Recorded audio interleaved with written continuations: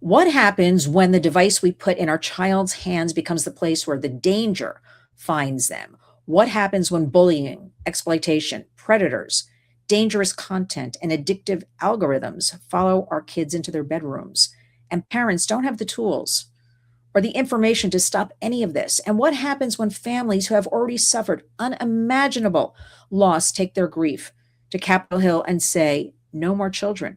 Well, today on Lynn's Warriors, we are joined by Maurine Molak, mother of David, a mother who turned unimaginable loss into a mission to protect children online. Maurine is such a warrior. I honor her. I am humbled by her. Her work is nonstop, 24 hours a day, 7 days a week. I mean, Maurine, you really are a warrior. You've spent years fighting for stronger protections for all of America's kids and advocating for legislation that would hold technology companies, responsible. They have to take greater responsibility for the environments they are creating for all of our youth. So today we're talking about the Kids Online Safety Act. You've heard us talk about it before, Kosa, where the fight stands, what Congress has done, what still needs to happen, and what we can expect when lawmakers return from recess shortly, a couple of weeks, and most importantly, how you can help us, what you can do right now. So the fight isn't over. We continue. Let's get to it. The website is davidslegacy.org. Maurine, I'll have all of your information in the body of the video for our warriors to follow along and help and donate and get involved. But I want to jump right in and hear your expert voice. So I'm going to say welcome, Maurine, back to the Warriors. Thank you so much, Lynn. It's great to be back. And you are the warrior. You have really helped us elevate the Kids Online Safety Act and our stories and why it's so important that we get some federal legislation in place. Yeah, thank you, Maurine, but that embarrasses me because you and all the parents out there, the moms, it fuels me to try everything in my power to try to help you. For those who don't know, do you want to talk a little bit about David's story, just to give people a little? It's your story to tell. I don't ever like to tell anybody's story, so whatever you want to jump in with. Sure. Thanks so much. David was my youngest son. He had two older brothers, and he grew up, in the early 2000s. He was born in 1999. We went to church on Sunday. He was involved in youth group. He was a basketball player. He was a good student, and he loved to make people laugh. He had this unbelievable way of holding stats in his mind. And so he knew everything about every NFL football player that ever existed. David had a real serious basketball injury when he was a freshman in high school, and it caused him to not be able to play basketball. He fractured his back, and for that social interaction that he had lost from being on the court, he turned to social media and online gaming to fill that void. And over a period of about 8-9 months, we started to see a real change in his behavior. He was showing all the signs of a behavioral addiction, from lying about completing his schoolwork. He was sneaking around using his devices when they were supposed to be locked up downstairs in the kitchen. He'd get angry and aggressive when we would try to get him to stop. And then there towards the end, he started stealing from us in order to purchase virtual assets to increase his player power through some of these gaming platforms. And we were seeking mental health supports for him at the time. David was a smart kid, but he knew that his online behavior, that there was something really wrong with that. And he developed a lot of anxiety and depression over that. And he became the target of cyberbullying by a group of classmates that knew that he was suffering. And they used that as a way to torment him even further. And we even moved schools to try to get away from his perpetrators. But what we didn't understand is that cyberbullying doesn't require geographic proximity, and it followed him to his new school. David took his life in January of 2016, and we have been fighting for online protections here in the state of Texas and federally for the last 4 years. And I've been at this for 10 years, mostly in Texas. Thank you, Maurine, for sharing David with us. And if I may, also pointing out, Maureen, kids, a lot of people are under the perception it's vulnerable kids and bad home lives. And because I deal with that, I'm here in New York City. They tell me this all the time. It's up to the parents, the parents' fault, all that. Yeah. And it's not. This is affecting all kinds of every kind of child. Nobody's exempt. That's Everybody. exactly. So Yeah. I'm glad you pointed that out. Truly an addiction, Mm. and everybody, and not just David, everybody in the families affected. We have to think about that as well. How it snowballs. I want to, before we jump in about the Kids Online Safety Act, answer this, don't answer this if you want. There's a trial going on right now in Oakland, California, big tech. Do you want to weigh in at all about any of this? Yeah, it's going to be a great trial, and I cannot wait to see what the outcome is. We've seen the last two trials where Meta has been found guilty of harming kids, that their design harms the mental health of kids, and they knew that what it was doing, and they chose not to do anything about it. So we're going to see the same. I believe we'll see the same verdict come I do out too. in Yes. Oakland, and we also have a trial going on right now in Tennessee. And so it's not getting a whole lot of publicity, but I was talking to somebody yesterday who said that it was going extremely well. So the tide is turning, and we are seeing them to be held accountable for their design features. Yeah. And also, it's again product design. It's not content, because people say you can't ban the content. None of these lawsuits are about content now. It's about product design, Yeah. or violating like the Children's Online Privacy Protection Act, and sharing and selling data and all that. I Right. think we will see a similar verdict. I'm not a lawyer. You're not a lawyer. I think we're going to see a similar verdict. But I'll tell you, Maureen, what worries me about that, and why we need, legislation like Kosa, right? Is I really feel like the focus is on AI with all these big tech CEOs. And so maybe for them, these lawsuits, maybe they're not going to be, they'll pay out. They've got the deep pockets. They've got a lot of money, all the money, I'm going to say, right now. Right. And maybe, so we'll see how this plays out. But right now, parents are fighting back. More parents, just families, everybody, educators, our elected representatives. I really feel like in the last year, Maureen, how do you feel? So many more people are stepping up and pushing back and speaking out. Do you find that? Because you've been in this fight way longer than I have, but I feel like more people are in tune with all of this. I absolutely agree with you. When I first started having these conversations 10 years ago with people, they looked at me like I was a unicorn. And now everybody completely, most everybody understands what these social media companies are doing by exploiting our youth.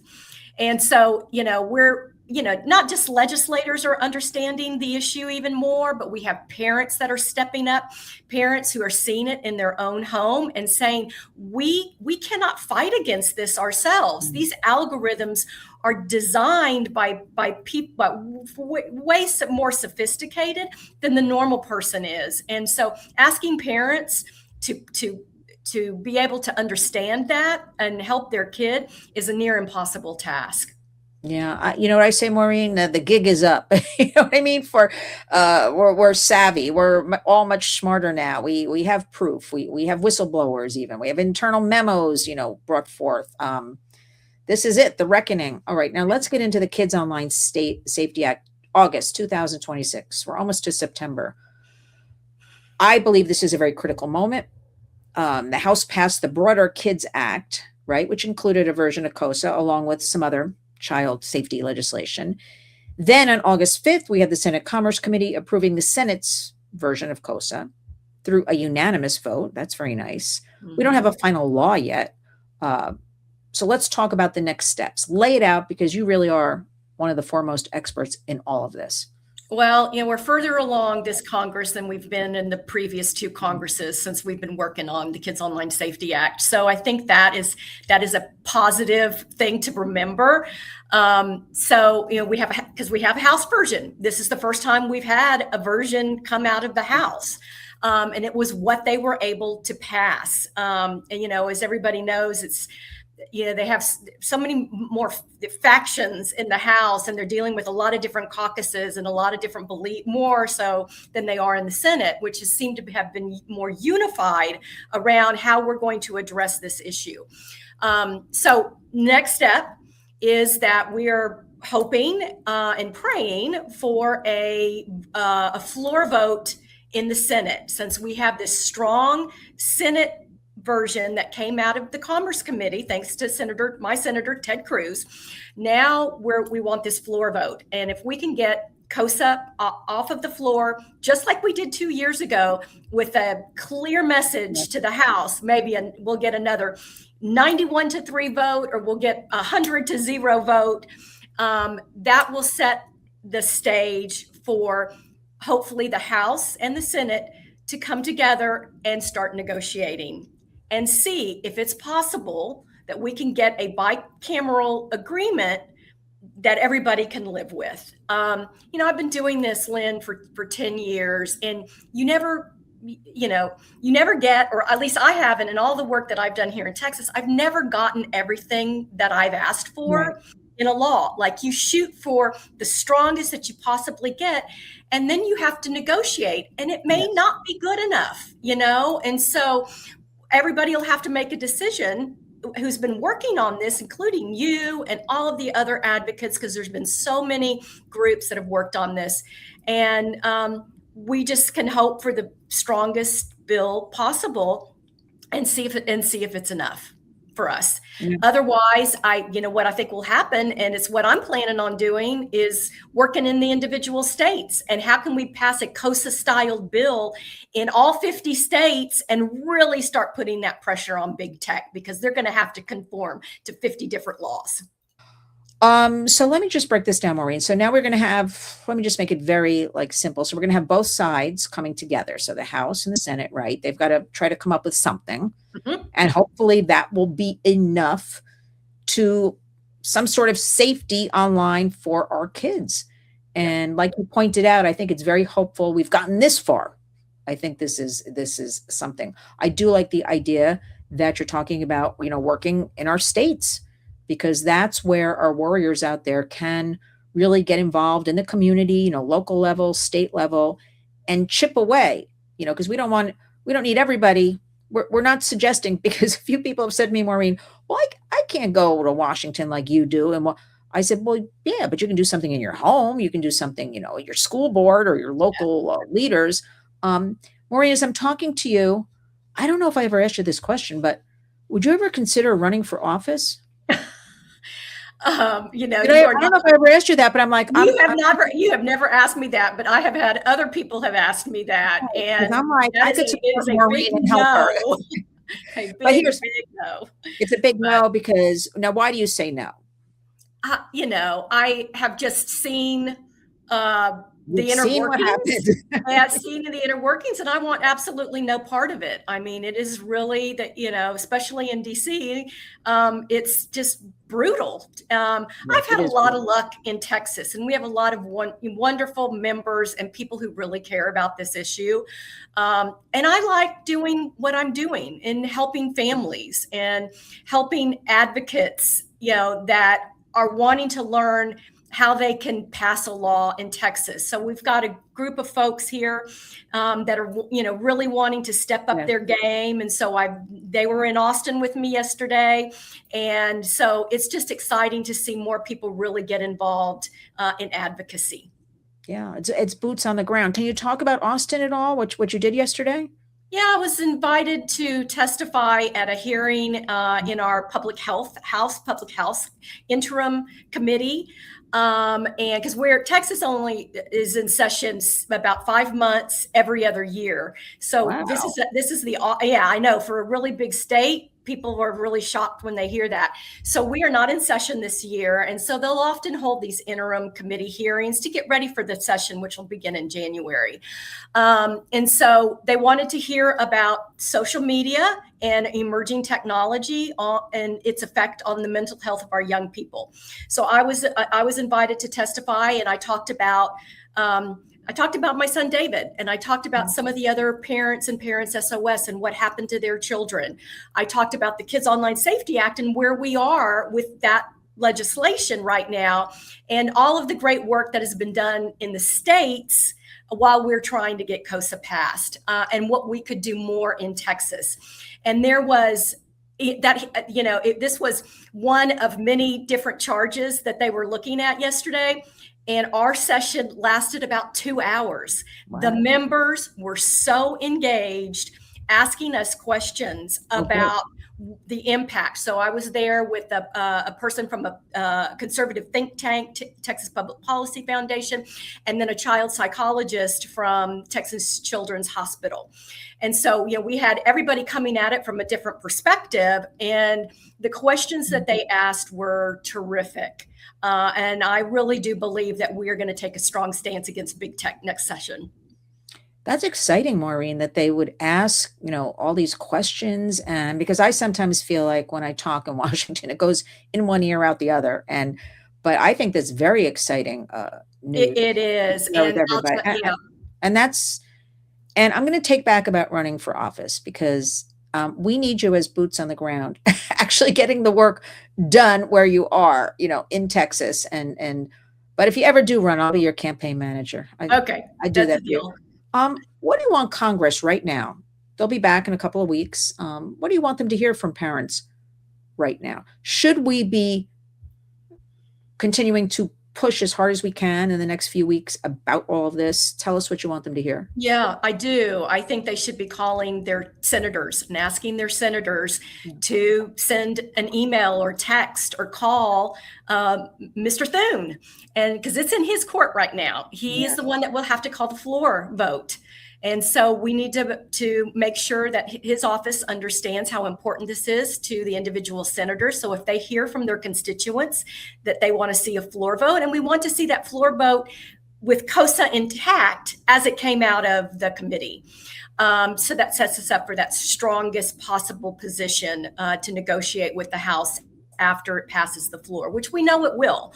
And so, getting that floor vote is key here in September. We don't have a lot of time left in the calendar, which makes it even more critical that we get this floor vote in September, because if we can't get that floor vote, the likelihood of us getting anything by year end is even slimmer than it is now. So. No, I'm not addressing that. We're going to get a floor vote. I'm going to ask you another question, Maureen. What would you, if you were in front of the president right now, what would you say to him? I would ask him for his help, and I would tell him David's story and let him know that we have been working on this for a long time, and that his voice added to our voice would make all the difference that we need. Like if we had him say to Majority Leader Thune, bring it to the floor for a vote. Yes. House Speaker Mike Johnson and Majority Leader Scalise, they need to get this done, and we need the strongest protections for children as possible. Like, this is a win for America's families. Like, they have been begging for this for a long time, and getting the president involved and getting something meaningful passed would make the world of difference to America's families. Yeah, I mean, it's just a win for America to do this, and it's overdue, frankly. So yeah, it strengthens our economy. It sets up a better workforce moving forward. I mean, the kids are our future. Kids are our future, and we need to be investing in them. And we know that their mental health has really plummeted over, the last couple of decades, really. And so it's just important, that we put some common sense safeguards. That's all we're asking for. It's just some protections for kids and boost up parents. Yeah, I think boosting up the parents, the families, and our kids, and as you pointed out, our precious children, our American kids, our future adults and leaders, where are they going to be, Maureen? I always think about this, 5, 10, 20 years, if this is going on now, it has to end. And big tech it's like you said, common sense, really unregulated, like seriously. Something has to give here. I do think something will happen, but we'll keep that for now.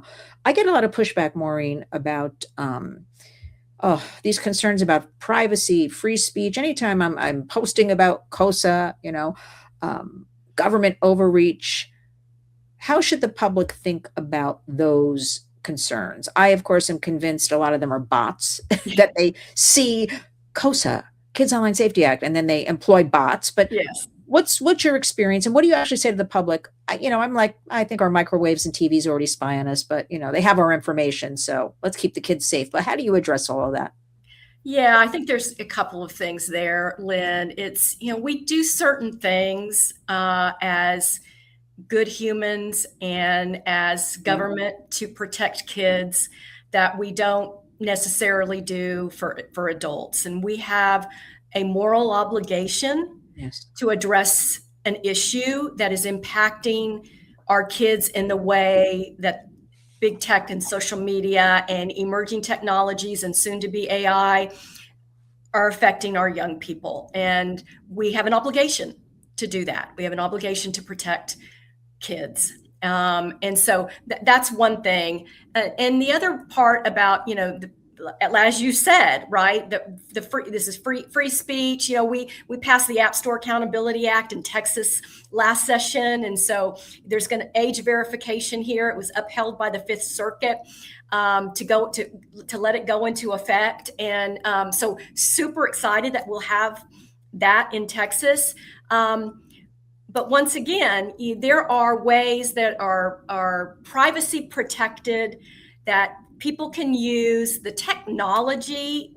Let's use AI for good and let's use it to protect kids. I mean, so there is lots of ways that we can do this. I just think that there are just some free speech absolutists that no matter what you say, you're never going to win the argument. And so we just have to keep the drumbeat that we're talking about kids here, and we have an obligation and a duty Yeah. to protect kids. Yeah, we have our duty of care, for We have our duty of care. Absolutely. I always say, like, I don't want to be morality police, but yeah, I kind of do now. I kind of decided, Maureen, this is out of control. So yes, whatever it takes to protect our kids and our families and America, really. And it's for another program, national security threat, but we'll leave that for another. All of this, infiltrating and poisoning our children and breaking down their mental health and things like that. I want to just review one thing. I get a lot of questions about, again, I'm in the middle of New York City. People still don't understand an algorithm. Mm. Some do, some don't. Can you just review for us, while I have you, an algorithm and addictive design? Exactly what those two things mean. Yeah, so there are lots of algorithms in the social media and how they're designed. So when you think of things like auto video autoplay and endless scroll, all of these are driven by different algorithms. But I think what a lot of people don't understand is when we're talking about those personal recommendation systems, that algorithm is what is surveilling our kids. So it's using every click, every pause, every video, how long they've watched that video, did they rewatch that video, and everything about our children. And the question is, do we want our kids surveilled? Do we want all of their behavior captured by these social media companies so that they can take that data and send that out, sell that to advertisers? And they are using that data to send kids extreme content sometimes because they know that that's what keeps them engaged. So not only are they surveilling our kids using these algorithms, they're also capturing their attention. And anytime they feel like their attention is maybe shifting away from their platform or stopping, they will send something that will, a notification or something that will keep our kids hooked on that platform, because that is their business model, is to keep them there as long as they possibly can. All in the name of making money, because that's what I always have to tell everybody. It's a very crass answer. They want eyeballs, addict our kids. They'll be there forever in their view, big tech view, and they make lots of money. They do. From kids right? Keeping them on all the gaming platforms and getting them to spend money. And Yeah. we deal with a lot of, or a parent, Maureen, will put a credit card, not, maybe they see a game, it says, 12 plus. They think the rating's correct, right? We know different. You got to check these ratings for yourself, everybody. They Mhm. put a credit card on once and the child keeps using it kind of behind their back, sort of thing. Or we have stories of kids going in wallets in the houses and doing all kinds. Now the kids are savvy. They know about like Bitcoin, crypto. So people have to, that leads me into this question as we are finishing up, you know, as Congress is debating, right? Republicans, Democrats, it doesn't matter, coming together. All of these issues belong to no political party. This is about our American kids. We must all come together and do something. Uh, what can parents do right now? We have back to school time, right? Tell us, give us some helpful hints, if you will, or a checklist. Because I always get there's too much, Lynn. I'm like, all right, pick one or two or three things and get busy on that. That's good enough. What do you recommend? Yeah, I think the first thing is, when your kid starts back to school, you usually get like a big packet of papers that you have to review and sign. So there's usually a technology use agreement in there, in that packet of information. Read that with your child, because that right there sets the example is, hey, technology is important, how we use it, and talk to them about some of the pieces in that technology use that they should not be doing, and why that's important, not only for the school but important for you as the parent. And it also, it's just a great way to have those conversations. And I always tell parents, if you can set aside a time of day, whether that's at the dinner table or when they're in the car, to use those opportunities to say, phones down. We're going to have, we're going to, this is our time together to have and talk about some of the issues, and use it as an opportunity to ask them questions about what they're experiencing online, and how they're feeling about technology. Maybe this is the first year that they're starting school with a cell phone ban, which we know has taken over a lot of schools, and how they're implementing that. So it's just great to have conversations as often as you can with kids, and make sure that they know that no matter what they experience online, they can always come to you no matter what, and you're not going to take their device away from them. Yeah, I mean, it's like communication. I just when the parents ask me or family members, letting the child feel safe, letting the child know, you also want to learn. The parents, the adults, we want to learn. Oh, you're gaming. Like what? Oh, show me your game. Yeah. Show me how it is, and that kind of thing. Yeah, And because it's not a matter of if your child is going to experience an online harm at yeah, some point. It's just a matter of when. So the more information, the more help that you can get them on how to navigate through some of those harms, but that they always know they can come to you no matter what. yes, or a trusted adult, could be an older sibling, even Absolutely. grandmas. We have a lot of grandmas raising kids here in New York, so we're training a lot of grandmas and all of this. I like you brought up about talking about schools. Just to make everybody aware, you may be checking off you're signing up for iReady and Gemini and uh, but we know that there are some allegedly now. For instance, iReady is being accused of then going and selling, to third parties. So everybody needs to be very well aware of what their child is doing in the classroom, because you may have limitations at home, but then in the classroom, you think that's a safe environment. It's not. You have to be involved.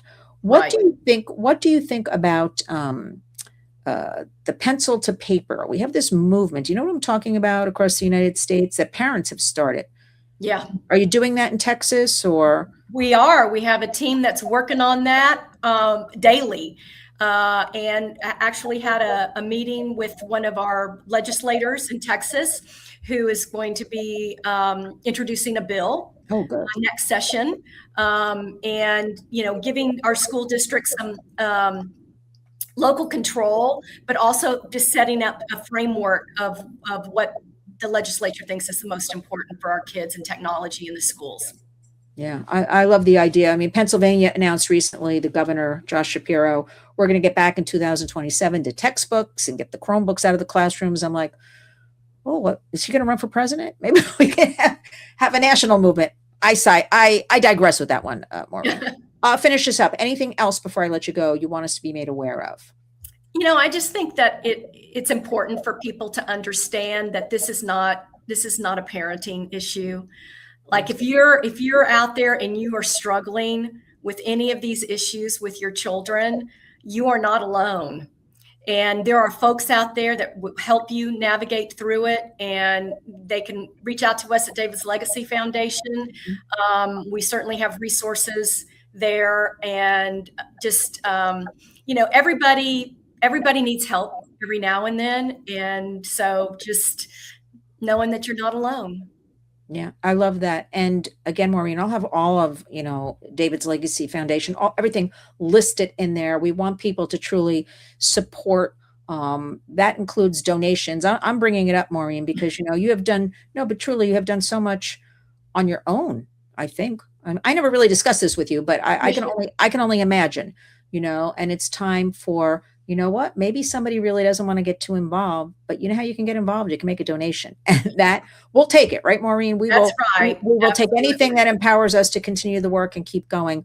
I want to say, tell your representatives right now during this crucial period to our warriors out there that they must take action on Kosa. Everybody become familiar with what this is. As Maureen pointed out, and again, we'll have the links, go there for resources, David's Legacy Foundation. And don't just count on Congress or the schools to protect your kids. You must be involved in 2026. It's no more, school bus, drop them off for 6, 7 hours. No, we really have to have these family partnerships today. Sounds kind of Maureen like, old fashioned what I'm talking about, but it worked. It actually worked. The dinner table and using that as a point to put down the devices and talk about the issue of the day. What'd you do today? That kind of thing. Yeah. Maureen, I can't thank you enough. I really do consider you, I've learned so much from you. I wanted you to speak about Kosa today, to educate us, give us an update on everything. You really are a leader. You really are at the forefront. I appreciate you. All of the warriors do. Thank you for taking the time. Promise me you'll keep up with me. We'll keep up with each other. I know you're incredibly busy, but I don't care. You are a warrior. So we need you here to give us the bottom line on what's going on. So thank you, Maureen, and promise me we will speak again soon. Absolutely. Thank you, Lynn. I appreciate you too. Thanks, Maureen. Have a good day. You too.